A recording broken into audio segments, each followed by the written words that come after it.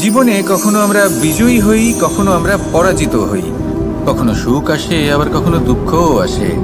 আর যখন দুঃখ আসে তখন আমরা আমাদের এই দুঃখ কারোর সাথে ভাগ করতে চাই।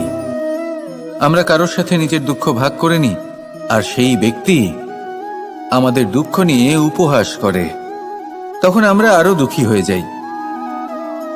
আমরা এই সংসারকে দোষ দিতে থাকি, কিন্তু এতে সংসারের কোনো দোষ নেই।